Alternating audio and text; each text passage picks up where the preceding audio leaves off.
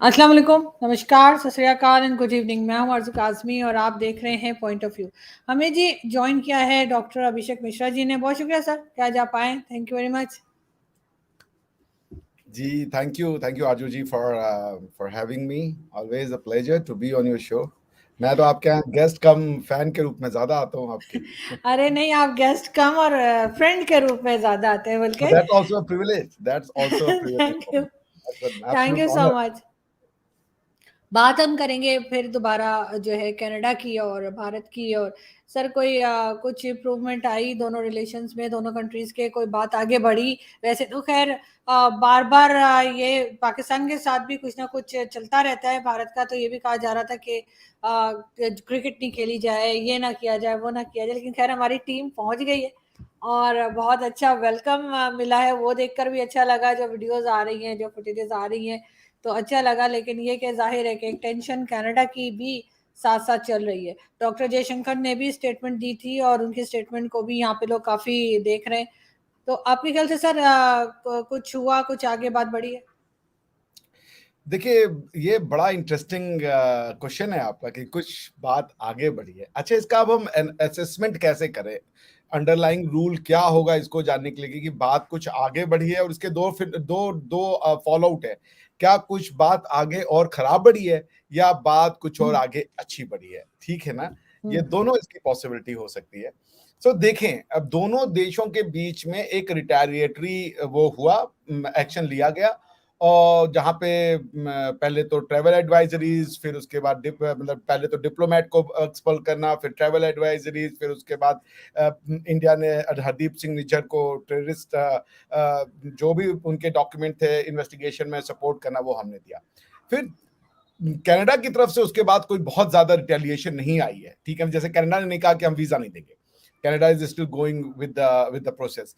तो पॉइंट ये है कि अभी आप देखें जो हराकरी मचाई है जस्टिन ट्रूडो ने in the parliament of Canada, the man has simply committed the फोपा, और फोपा या कह लीजिए कि the gravest mistake of the century, कि नाजी जो वो है वॉर क्रिमिनल, उसको फेलिसिटेट किया है उन्होंने, अपनी पार्लियामेंट में खड़े होकर तालियां बजाई हैं। अब पूरा का पूरा जो रशिया का वॉर है या जेलेंस्की और पुतिन के बीच की जो लड़ाई है, उसमें रशिया का आर्गुमेंट यही है कि भाई ये जो जेलेंस्की है, ये बेसिकली ये जो जेलेंस्की है, ये बेसिकली एक नाजी है, एक नेशनलिस्ट है।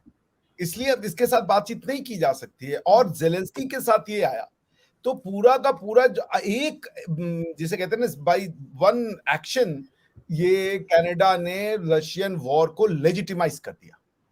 इतना इसका फॉलोआउट छोटा मोटा नहीं हुआ। कनाडा के हाउस ऑफ कॉमन्स के स्पीकर को वो देना पड़ा, इस्तीफा, रेजिग्नेशन उनको देना पड़ा। उसके बाद आप देख लें कि जो वो थे, क्या नाम है, जस्टिन ट्रूडो साहब, उनको माफी मांगना पड़ा। तो ये तो दुनिया कॉल आउट कर रही है ना कि ये जो डबल स्टैंडर्ड है आपके, वो कब तक चलेंगे? आपका जो टेररिस्ट है वो मेरा टेररिस्ट अलग है। अब आप देखिए आरजू जी, इसको बहुत सिंपल समझिए कि ये मैंने देखा है कुछ बहुत साल से इंडिया में भी ये ट्रांजैक्शन प्रॉब्लम रही है कि ट्रांजैक्शन का मतलब कुछ इवेंट हो रहे हैं, कुछ घटना घट रही है, उसका एक हिस्सा लेना है, बाकी हिस्से को हटा देंगे। हरदीप सिंह निज्जर को गोली मारी गई, ये हिस्सा ले लिया गया, बाकी सब हटा दिया गया। उसी हिसाब से तो ओसामा बिन लादेन को भी गोली मारी गई, बाकी सब हटा दो, तो ओसामा बिन लादेन भी एक बड़ा सज्जन पुरुष लगेगा कि भाई बेचारे के साथ गोली मार दी। अब अगर जो ओसामा बिन लादेन की हत्या हुई, उसको आप ऐसे भी पोर्ट्रे कर सकती है, 55 साल का वृद्ध, उसकी जो है निर्मम हत्या की गई, उसकी बीवी बच्चों के सामने, उसके बच्चों को भी मारा गया। अब ये सुन के तो आदमी रो पड़ेगा कि कितना बड़ा घटना हो गया बेचारे के साथ, इतना बड़ा सीधा आदमी था। अगर आप जब बताओगे कि भाई कौन थे ओसामा बिन लादेन, तो बात समझ में आएगी लोगों को। बिल्कुल। ये बात कनाडा की गवर्नमेंट मानना ही नहीं चाह रही है। तो पॉइंट ये कि बात आगे बढ़ी है या पीछे, मेरे हिसाब से things have improved both the countries. जैसे कल जयशंकर साहब का स्टेटमेंट आया काउंसिल फॉर फॉरेन रिलेशंस के, उसमें कि हमने कनाडा को कहा है कि आपकी कोई कंसर्न है तो हमें बताइए, आप हमसे डिस्कस कीजिए अगर आपको लगता है कि किसी ने मारा है या कुछ ऐसा किया। And at the same time ये डुअल स्टैंडर्ड छोड़ दें आप कि आपका टेररिस्ट कोई और है, हमारा टेररिस्ट कोई और है। तो ये बातें शो कर रही हैं कि we are moving on right track.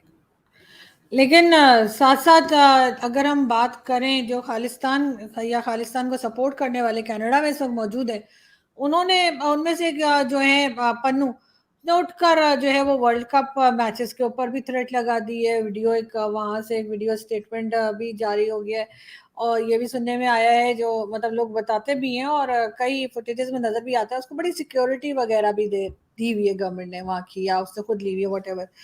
तो उसके ऊपर आपका ख्याल है कि कोई भारत की गवर्नमेंट को ये रिएक्शन शो करेगी जो वो क्योंकि कई सिर्फ पाकिस्तान की बात नहीं कई दूसरी कंट्रीज इस वक्त ऐसी हैं जो आपके यहाँ मौजूद हैं और जाहिर है कि आप मेजबान हैं तो आपकी जिम्मेदारी तो बहुत ज्यादा बढ़ नहीं गई। देखिए, एक बड़ी मस्त आपकी ये वाली प्रश्न का मैं जवाब दूँगा। आपने पिछले प्रश्न में एक और एंगल पूछा था जो मेरे दिमाग में था पर मैं बोल नहीं पाया। आपने पाकिस्तान, भारत और भारत कनाडा के रिश्तों की भी चर्चा की थी। देखिए, भारत और कनाडा के रिश्तों में कोई इंटरप्रिटेशन का मैटर है, कुछ मिसअंडरस्टैंडिंग है। फाउंडेशनल अंडरस्टैंडिंग या जो जो समझिए जो बेसिस ऑफ रिलेशनशिप है एक-दूसरे को समझने का सेम है। वो भी डेमोक्रेसी, हम भी डेमोक्रेसी, वो भी फ्री सोसाइटी, हम भी फ्री सोसाइटी, वो भी फ्री इकोनॉमी, हम भी फ्री इकोनॉमी, वो भी फैमिली बेस्ड सिस्टम, हम भी फैमिली बेस्ड सिस्टम। वो अपनी जूडो क्रिश्चियन ट्रेडिशन को बहुत प्राउडली देखते हैं, हम अपने वैदिक पुराणिक और ये जो हमारी एंशिएंट इंडियन सिविलाइजेशन है जो आज तक कंटिन्यूड है, हम उसको बहुत प्राउडली देखते हैं। We are same people, we have same understanding, कोई हमारे में अंतर नहीं है। एक छोटा सा मुद्दा है कि भाई आपका टेररिज्म मेरा टेररिज्म क्या, बस यही है, वो सॉर्ट आउट हो जाएगा। पाकिस्तान सही। और हमारी तो फाउंडेशनल प्रिंसिपल प्रॉब्लम है। हम फ्री सोसाइटी हैं, आप फ्री सोसाइटी का अपोजिशन करते हैं। हम democracy based rule of law है जहां पे फ्रीडम ऑफ स्पीच, कॉन्शियंस, कोई फ्रीडम ऑफ रिलीजन है, आप क्या वो चीज संभव नहीं है। तो हमारा आपका कोई भी समाधान तभी होगा जब या तो पाकिस्तान अपनी जो जो उनकी फाउंडेशनल प्रिंसिपल और फिलॉसफी है उसको रिविजिट करे और या इंडिया इस्लामिक हो जाए, और तो कोई तरीका है ही नहीं। आप समझ रही हैं? यार इंडिया जी। को इस्लामिक बिल्कुल नहीं होना चाहिए सर, ये आप बड़ी खौफनाक बात कर रहे हैं। मुझे इंडिया ऐसे ही पसंद है जैसे इंडिया इस वक्त है। इंडिया को हरगिज इस्लामिक नहीं होना चाहिए, पहले ही लोगों ने बहुत तो है इस्लामिक कोशिश, होने लोग तो कोशिश आज भी कर रहे हैं ना, क्षमता तो ये है। पाकिस्तान का तो बेसिक कंसेप्ट ही यही है, जब तक गजवाए हिंद नहीं होगा। शोएब अख्तर साहब बोले थे एक दिन कि ये दरिया लाल हो जाएगा और फौजें उठेंगी और ये होगा। ये पाकिस्तान का फाउंडेशनल बिलीफ है। तो अब आप सोचिए, शोएब हर अख्तर साहब पाकिस्तानी का नहीं है, हर पाकिस्तानी का नहीं है। और शोएब अख्तर साहब ने कहा मुझे बहुत हैरत है इसलिए कि वो तो बड़े मॉडर्न आदमी है, लेकिन पता नहीं कि ये हमारे क्रिकेटर्स को क्रिकेट छोड़ने के बाद क्या हो जाता है कि सबके सब कुछ इस किस्म की बातें शुरू करते हैं। हर पाकिस्तानी का नहीं है, ये मैं सहमत हूँ आपसे। बट प्रश्न ये है कि बहुतायत का यही है। I would say 80 to 90% Pakistanis का यही थॉट प्रोसेस है, and that's a terrifying number. But anyways उस पर फिर कभी चर्चा करेंगे। तो दूसरी बात की पन्नून ने हमें धमकी दी है, मैच करेंगे। भाई भारत में, भारत क्या है? भारत एक हिंदू राष्ट्र है। हिंदू राष्ट्र का मतलब क्या होता है? हिंदू राष्ट्र का मतलब होता है हमारी जो हिंदू राष्ट्र की, राष्ट्र का मतलब गवर्नमेंट, जी। गवर्नमेंट का मतलब होता है इनहेरिटेंस। ये जमीन हम्म। हमने अपने बाप दादाओं से ली है। हमारे बाप दादा जो थे यहाँ पे वेद लिखा इन्होंने, ठीक है ना? इसको राष्ट्र कहते हैं, राष्ट्र गवर्नमेंट को नहीं कहते। राष्ट्र सही। का मतलब है कि succession of the cultural ideology, cultural identity, वो राष्ट्र होता है। उस राष्ट्र में जैसे भारत में हड़प्पा, मोहनजोदाड़ो, वेद, पुराण, महापुराण, बुद्धिज्म, जैनिज्म, सिखिज्म हम्म। सब भारत की धरती से निकले हैं, ठीक है हम्म। ना? ये हमारा हिंदू राष्ट्र है। और हिंदू राष्ट्र का जो कॉन्स्टिट्यूशनल प्रिंसिपल है वो सुन लीजिए क्या है। वो है एकम सत बहुधा विप्रहा वदंती, यानी कि सब धर्म बराबर हैं। भले आपका धर्म ये कह रहा हो कि हिंदुइज्म नकली है या हिंदुइज्म झूठा है या हमारा भगवान झूठा है, लेकिन हमारा मानना यह है कि आपका भगवान सच्चा है और आपको उससे देवत्व की प्राप्ति हो, ये मेरा मानना है। ठीक है ना? ये हिंदू राष्ट्र की फिलॉसफी है। हिंदू राष्ट्र में धर्म के आधार पर जजिया नहीं लगाया जाएगा क्योंकि ये हिंदू की बिलीफ सिस्टम नहीं है। हिंदू राष्ट्र जो है वो एक वेलफेयर राष्ट्र है। हिंदू राष्ट्र का जो बेसिक कॉन्सेप्ट है, अगर आप जानना चाहेंगी, हिंदू राष्ट्र की जो कॉन्स्टिट्यूशनल कॉन्सेप्ट है वो क्या है? वो है सर्वे संतु निरामयः, सर्वे भवन्तु सुखिनः। ये हमारा आइडेंटिटी। अब इसको सुन लीजिए। ओम सर्वे भवन्तु सुखिनः, सर्वे सन्तु निरामयः, सर्वे भद्राणि पश्यन्तु मा कश्चित् दुर्भाग् भवेत्, ओम शांति ही शांति ही शांति। सभी सुखी होवें, इसका मतलब भी मैं बता देता हूं आपके दर्शकों के लिए। सभी सुखी होवें, सभी रोग मुक्त होवें। ये नहीं कह रहा भारतीय, पूरे दुनिया की कामना कर रहा हूं। ये फिलॉसफी हमारे पर, ये हिंदू राष्ट्र की फिलॉसफी है। हिंदू राष्ट्र में मुसलमान रहेगा तो भी वो उसके सुख की हम कामना करेंगे, उसके सुख की हम चिंता करेंगे, उसके सुख में हम दुख भागीदार होंगे। क्रिश्चियन होगा, उसके सुख में हम भागीदार होंगे। परंतु ये कहना कि सर्वे संतु सर्वे ओम सर्वे संतु सर्वे भवन्तु सुखिनः सर्वे संतु निरामया सर्वे भद्राणि पश्यन्तु मा कश्चित् दुःख भाग् भवेत् ओम शांति शांति शांति, ये सिर्फ और सिर्फ हिंदू कहता है। सिर्फ हिंदू कहता है। हिंदू तेरा मेरा जानता ही नहीं है। हिंदू, आप अगर आप हिंदू को देखे, हिंदू तेरा मेरा नहीं जानता। जैसे दूसरा हिंदू राष्ट्र का फिलॉसफी क्या है? हिंदू राष्ट्र की फिलॉसफी है अयम बंधुरयम नेति गणना लघु चेतसाम उदार चरितार नाम तू वसुधैव कुटुंबकम। अब इसका मतलब क्या होता है? इसका मतलब होता है, ये भी आपके दर्शकों के लिए मैं इसको पढ़ देता हूँ। इसका मतलब होता है कि this is my relative, this is not. Such is the reckoning of those who are small-minded, but for the broad-minded, the entire earth is a family. ये मेरे लोग हैं, ये मेरे लोग नहीं हैं, तुम्हारे लोग हैं, ये उनके लोग हैं। ये भारत की आइडेंटिटी और भारत की फिलॉसफी नहीं है।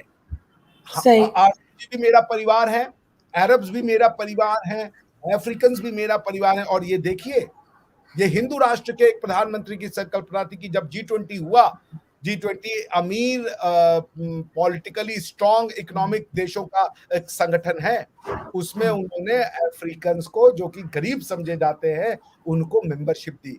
ये है हिंदू राष्ट्र। तो हिंदू राष्ट्र में जजिया नहीं है, आपके मुसलमान होने पे कोई प्रॉब्लम नहीं है, आप अपने धर्म को प्रैक्टिस करें। लेकिन आप ये कहें, अब जैसे अरब राष्ट्र है ना भाई, अरब में इस्लाम भले 1400 साल पहले आया, लेकिन अरबों की हिस्ट्री तो हजारों साल की है ना। सही। ये आप जैसे, अब आप अगर देखें जो लोग मगर की बात, जी जी नहीं तो सर मैं ये कह रही हूँ कि अगर इतनी सारी जैसे 57 के 58 कंट्रीज जो हैं वो इस्लामिक हो सकती हैं, तो आप लोग फिर ये सेक्युलर वाला सिस्टम लेके क्यों चल रहे हैं? आप फिर हिंदू राष्ट्र क्यों नहीं बना देते जहां पर 85% हिंदू रहते हैं? उसको तो ओपनली उनको तो कहना चाहिए कि जी हिंदू राष्ट्र है, सारा मसला खत्म हो जाएगा। ये जो झकझक चलती रहती है आपके यहाँ भी और दूसरी जगह भी, वो अपने आप ही सब शांत हो जाएंगे। देखिए, ओवर द पीरियड, बहुत अच्छा प्रश्न है ये।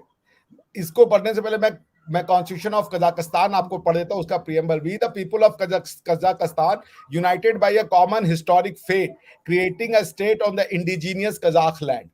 यही इंडिया के प्रीएम्बल में भी लिखना चाहिए था, this is an indigenous Bharatiya land. मतलब ये भारत का टुकड़ा हमें हमारे पूर्वजों ने दिया है। अब देखिए, हुआ ये कि एक फिलॉसफी आई, कुछ फिलॉसफियों को अपने आप को सही करने के लिए दूसरियों को गलत साबित करना था। उनमें से जैसे कार्ल मार्क्स है। कार्ल मार्क्स का ये बिलीव था कि भाई इंडियन लाइफस्टाइल इतनी खराब है और प्रिमिटिव है कि इकोनॉमिक रिवॉल्यूशन हो नहीं सकता। ये जो हिंदू लोग हैं, ये बेसिकली मूर्ति पूजा है, इनकी लाइफस्टाइल प्रिमिटिव है, इनको पहले डिस्ट्रॉय करो, तब जाकर के और यूरोपियन वैल्यू सिस्टम को लगाओ। तो जो बेचारे हमारे यहाँ जो इस स्कूल ऑफ थॉट को मानते हैं, उनको हिंदुओं से नफरत है, जस्ट बिकॉज कि उनकी वो ये नहीं देख रहे कि जब वो पूजा कर रहा है तो वो किसी का बेसिकली शुक्रिया अदा कर रहा है, थैंक यू अदा कर रहा है, अपना धन्यवाद ज्ञापित कर रहा है, अपनी कृतज्ञता यानी ऑब्लिगेशन यानी कि बीइंग ग्रेटफुलनेस को वो शो करता है।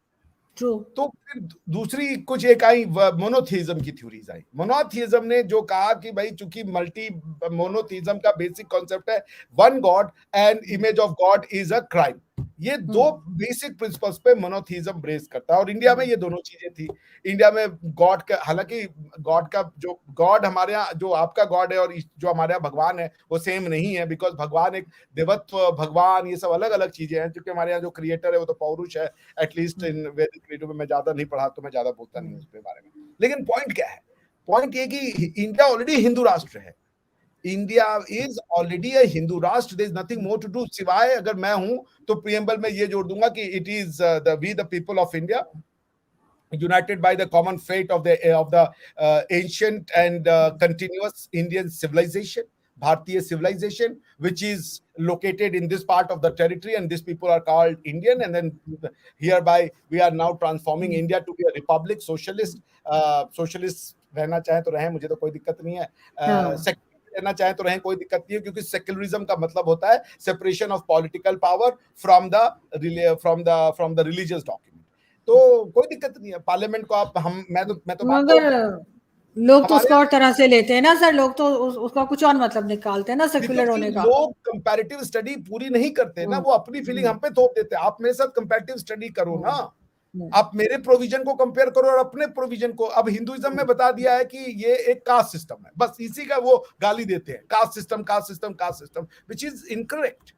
पर मैं उस पर सही। फिर कभी बात करूंगा। मैंने तो आपको हिंदुइज्म की ही तो ये फिलॉसफी है ना, ओम हम्म, सर्वे संतु निराम सर्वे भवंतु सुखिना सर्वे संतु निरामया माँ कश्चित दुर्भाग भवेत। हम्म, ये तो कह रहा है कि सबकी शांति हो, कोई तो नहीं कह रहा हिंदू की शांति, नहीं कह रहा भारतीयों की शांति, तो पूरे दुनिया की वो कर रहा है, विश्व जगत का कल्याण का बात कर रहा है वो। उसके बाद मैंने आपको बता दिया कि मेरा तेरा, ये मेरे लोग हैं, ये तेरे लोग करने वाले छोटे माइंडसेट के होते हैं। अयम बदुरा निजम लघु चेतना, जो भी है। तो भारतीय फिलॉसफी में एक जो बेसिकली जो बाकी की जो फिलॉसफीज इंडिया में आई, तो वो अपने आप को सही साबित करने के लिए उन्होंने इंडिया के उन पॉइंट्स पे अटैक किया जिसका दुरुपयोग समाज में हो रहा था, जैसे वर्ण सिस्टम। वर्ण में समाज में कुछ उसके मिसयूजेस हो रहे थे, उसमें कोई शक नहीं है। उस मिसयूज को उन्होंने पूरी की पूरी सनातन की इतनी वृहद फिलॉसफी को उस पे डाल दिया कि ये लोग बेसिकली तफरीक करते हैं। ये बात मैं आपको डंके की चोट पे कहता हूं, और कोई स्कॉलर आके मेरे साथ बात कर ले। डिवीजन होने का मतलब नहीं कि हायरार्की होना है। जैसे भारत में जो जो स्टेट है उसको 3 पार्ट में डिवाइडेड किया, लेजिस्लेटिव, एग्जीक्यूटिव, जुडिशियरी।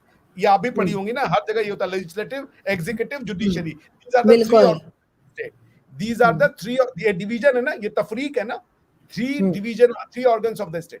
अब कोई ये महा बेवकूफ आदमी होगा जो ये कहेगा यार जुडिशरी लेजिस्लेचर से बड़ी है, लेजिस्लेचर एग्जीक्यूटिव से बड़ा है, जुडिशरी इससे बड़ा है, प्रधानमंत्री राष्ट्रपति से बड़ा है, राष्ट्रपति चीफ जस्टिस। ये बेवकूफों की बात। हर सही। जगह जहां डिवीजन है वहां हायरार्की हो ये जरूरी नहीं है। देखिए डिवीजन जो है ना, एक होता है हॉरिजॉन्टल, एक होता है वर्टिकल।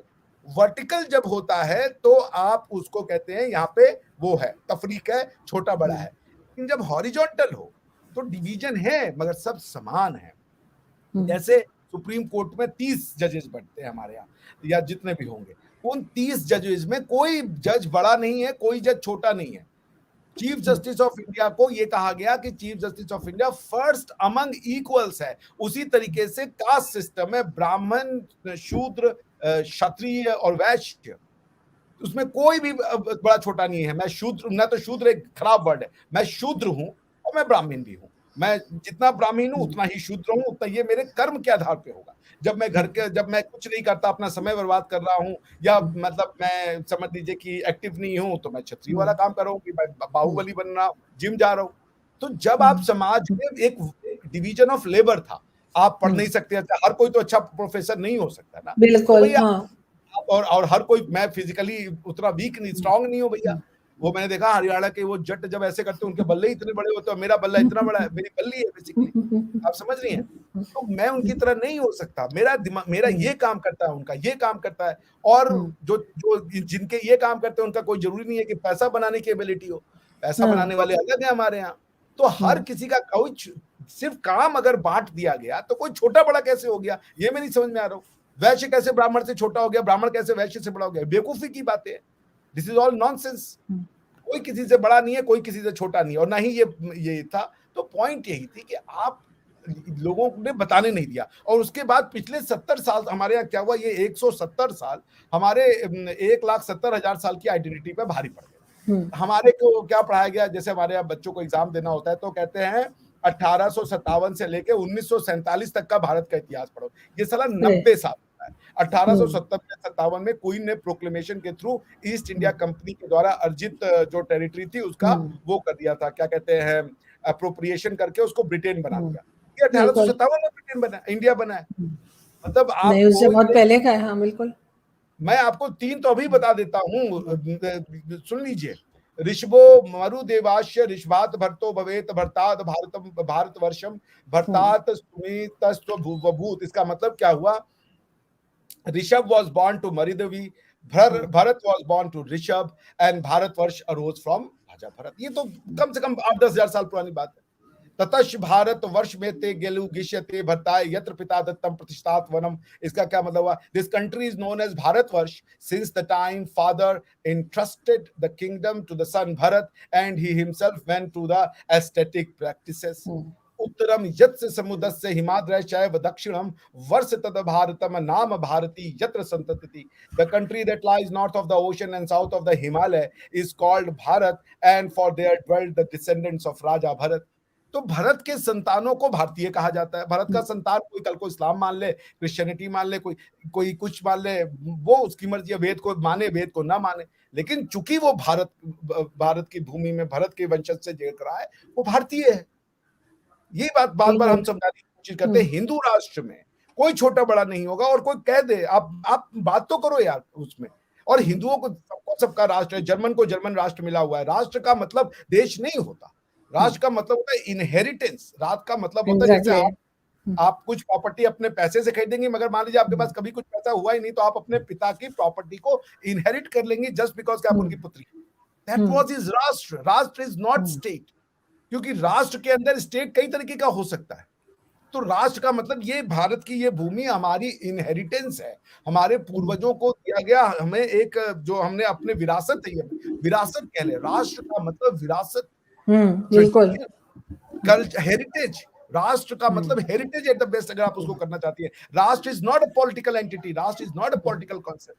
आपको पता है ये जो कई जो स्कॉलर्स थे लाइक मैक्स म्यूलर हो गए और कई तरह के इन्होंने इंडिया के ऊपर लिखा, कई किताबें लिखी और उसमें कहा India is a very ancient place, it has tradition but it doesn't have history. उन्होंने कहा इंडिया डजंट हैव हिस्ट्री। अच्छा, ये कौन सी बात हुई कि इंडिया के पास ट्रेडिशन है मगर इंडिया का इतिहास नहीं है, इंडिया का वो नहीं है। उनका जो वेस्ट में कुछ लोग हैं या वेस्ट की जो अंडरस्टैंडिंग है बिब्लिकल थॉट प्रोसेस की वजह से कि हिस्ट्री का मतलब होता है पॉलिटिकल हिस्ट्री। मतलब इंडिया बनने का मतलब कोई तलवार उठा करके जब तक पॉलिटिकल कॉन्स्टिट्यूशन नहीं करेगा तब तक इंडिया कैसे बन गया, इंडिया फिर बना ही नहीं। तो वो कहते हैं इंडिया का नाम है। हमारे यहाँ जो राष्ट्र निर्माण है या जो स्टेट पॉलिटिकल कॉन्सेप्ट है वो कल्चरल है। जैसे आपके यहाँ पे पॉलिटिक्स और रिलीजन को अलग आप नहीं कर सकती, क्योंकि आपके मौलाना साहब कहेंगे कि लॉ बनाने का काम तो सिर्फ अल्लाह का है और अल्लाह के अलावा कोई लॉ बना ही नहीं सकता। जब अल्लाह के अलावा कोई लॉ बना नहीं सकता तो लॉ ही, the power to make law is called political power. आप जॉन लॉक को पढ़ ले, the power to make law is called political power. So Allah is as much a spiritual identity as he is a political entity. इसीलिए Europe में कहा गया कि politics को रिलीजन से अलग करो, पर होना चाहिए, नहीं किया जा सकता। पॉलिटिक्स को रिलीजन से अलग किया जा सकता है, पॉलिटिक्स को धर्म से अलग नहीं किया जा सकता, क्योंकि पॉलिटिक्स का धर्म वेलफेयर होना चाहिए। राजा का जैसे आपसे बातचीत हो रही है तो मैं आपको एक मतलब हमारे यहाँ वो है, क्या नाम है, अर्थशास्त्र। जी जी बिल्कुल बिल्कुल, मैंने देखा बिल्कुल। अर्थशास्त्र में चाणक्य जो लिखता है वो बड़ी अच्छी जो हमारे यहाँ जिसको आप कह लीजिए कि concept of what you call concept of welfare state, Chanakya लिखता है, बड़ा मस्त लिखता है। मैं आपको पढ़ के सुना देता हूँ कि वो क्या लिखता है चाणक्य जी, वेलफेयर स्टेट क्या है। तो वो बड़ा मस्त लिखता है, सुन लीजिए। जी जी। प्रजा सुखे सुखाम राज्ञः प्रजानां चाह हिते हिता, सॉरी नात्मा प्रियम हितम राज्ञनः प्रजानां च हितम प्रियम। इसका क्या मतलब है? In the happiness of his public rest the king's happiness, in their welfare is his welfare. He shall not consider as good only that which pleases him, but treat as beneficial to him, but rather whatever pleases his public is the pleasure for him। अब आप बताइए क्या है, आपको क्या चाहिए? ये अगर नहीं है क्या कहते हैं वेलफेयर स्टेट, तो और क्या है? कि राजा का सुख प्रजा के सुख। देखिए, लोग आपको जेएस मिल पढ़ाएंगे, लोग आपको बेंथम पढ़ाएंगे, principle of legislation of Bentham पढ़ाते हैं, pleasure and pledge, hedonistic, utilitarianism. अरे आज से 4000 साल पहले बता दिया कि तुम लॉ बनाओ तो लॉ इसलिए बनाओ कि लोगों को सुख मिले, सिर्फ खुशी नहीं, सुख। सुख जो है वो बहुत, कई बार खुशियां गलत भी हो सकती हैं। सुख एक आपका हेल्थ अच्छा है तो आप सुखी हैं, आपका मन अच्छा है तो आप सुखी हैं, आपके पास पैसा, हेल्थ, सब कुछ। हेल्थ एक happiness is a holistic concept. I getting my point? इतनी वृहद फिलॉसफी को खाली caste system, caste system, caste system, caste system, hierarchy और ये और वो, जबकि नहीं है हायरार्की। मैं चैलेंज के साथ ताल ठोक के कहता हूं, आप मुझे हायरार्की जो वो डॉक्यूमेंट है जो जो वहां पे लिखा है उसमें दिखा दो। हाँ, अगर सोशियोलॉजी में अगर कुछ लोगों ने बदमाशियां की तो उनको सजा मिलो, क्योंकि उन्होंने जो लॉ को तोड़ा, उन्होंने लॉ को तरीके से नहीं फॉलो किया जैसे वो करना चाहिए। जी बिल्कुल ऐसे ही, लेकिन लोग बात को समझें तब ना सर। ऐसा नहीं है कि सिर्फ पाकिस्तान में कोई अंडरस्टैंड नहीं कर रहा, बहुत से लोग हिंदुस्तान में भी ऐसे यकीनन जो इस चीज को नहीं समझ रहे होंगे या नहीं अंडरस्टैंड कर रहे होंगे, लेकिन वही बीड़ा हमने अंडरस्टैंड उठाया, करना चाहिए सर, होना वही चाहिए बीड़ा। सर। बहुत अच्छा कर रहे हैं सर आप काम। और ये सब चीजें जो है, इसका किसी रिलीजन से या उससे ताल्लुक नहीं होता, ये सभी के सीखने की बात है, ये सबको अंडरस्टैंड करना चाहिए। यस, ये this is religion what I नहीं है, बिलीव। ये जी फिलॉसफी इंसानों ने लिखी है। हाँ बिल्कुल। ये और रिलीजन इसको नहीं है। और आपके लिए रिलीजन वही है ना, वर्ड ऑफ गॉड। ये वर्ड ऑफ गॉड नहीं है, दीज आर ह्यूमंस। एग्जैक्टली उनकी क्या गलती है कि उन्होंने संस्कृत में और लिखा और उस समय नहीं, इस्लाम नहीं था।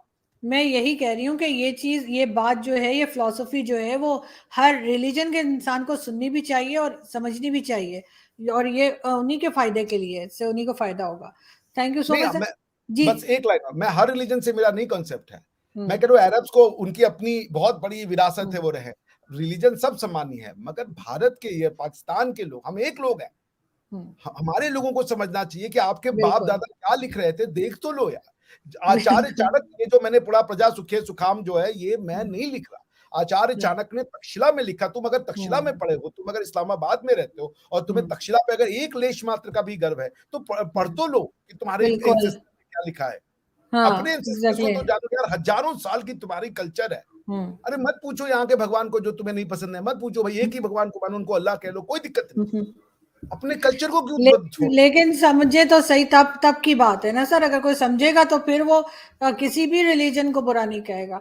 खैर बिल्कुल, हम इस चीज को आगे भी डिस्कस करते रहेंगे। बहुत शुक्रिया कि आपने आज ज्वाइन किया। Thank you sir. Thank you.